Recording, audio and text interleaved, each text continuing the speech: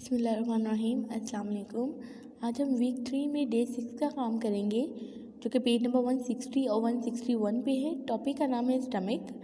Stomach के remaining parts जो रह गए थे हमारे पास, कुछ इसका पोर्शन रह गया था जिसमें एक ब्लू बॉक्स है पेज नंबर 160 पे शॉर्ट क्वेश्चन।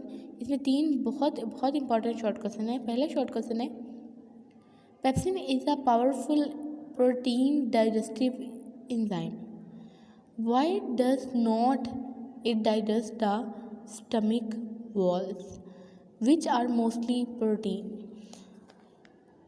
ये एक ऐसा एंजाइम है, पावरफुल प्रोटीन डाइजेस्टिव एंजाइम है ये, लेकिन उसके बावजूद ये स्टमक की वॉल को डाइजेस्ट क्यों नहीं करता। तो पेज नंबर 160 पे ब्लू बॉक्स में इसका आंसर है। इसको समझा देती हूँ पहले मैं यहाँ से।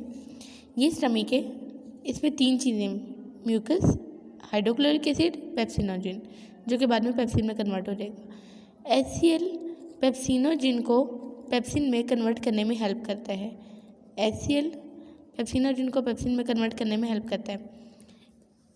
नंबर 1 सवाल ये था कि पेप्सिन इसके अंदर जो कि प्रोटीन डाइजेस्टिव एंजाइम होता है, तो वो इसको स्टमक की वॉल को डाइजेस्ट क्यों नहीं करता। ये ब्लू वाली लाइन स्टमक वॉल है, इसको डाइजेस्ट क्यों नहीं करता।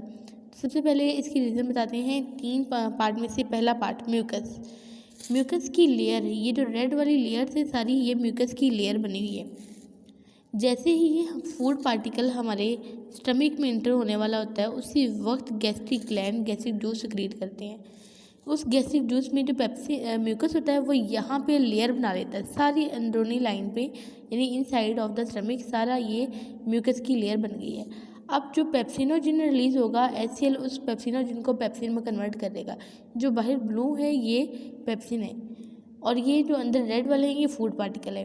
तो फूड पार्टिकल के बाहर पेप्सिन आके सिर्फ इसी को ही डाइजेस्ट कर सकता है। ये इतना नहीं होता कि ये स्टमक की वॉल को भी डाइजेस्ट करे, इस म्यूकस को क्रॉस करके स्टमक की वॉल को डाइजेस्ट करे, इतना नहीं होता।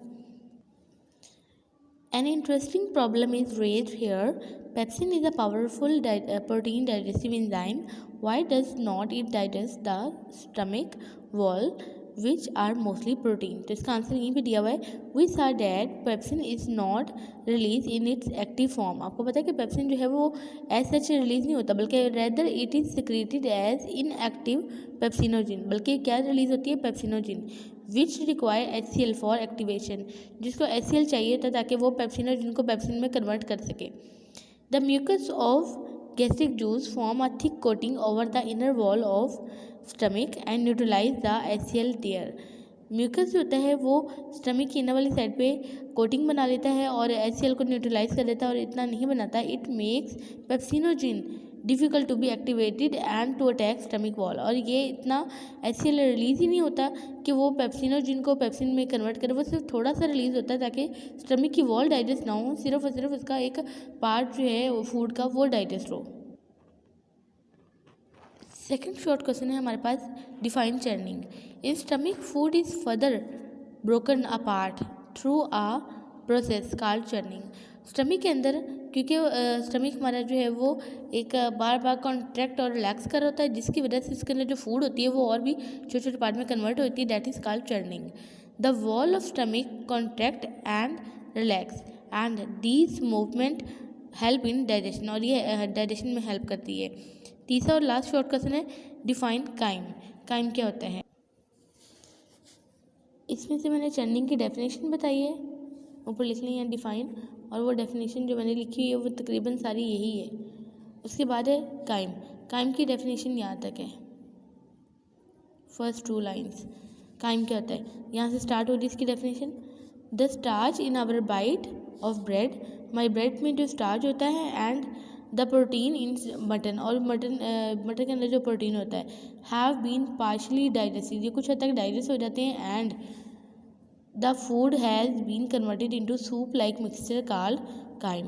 और हमारी फूड जो है वो ब्रेड के अंदर स्टार्च और मटन के अंदर प्रोटीन काफ़ी हद तक डाइजेस्ट हो जाती है, वो सूप लाइक मिक्सचर बनाती है, दैट इज़ कॉल्ड काइम।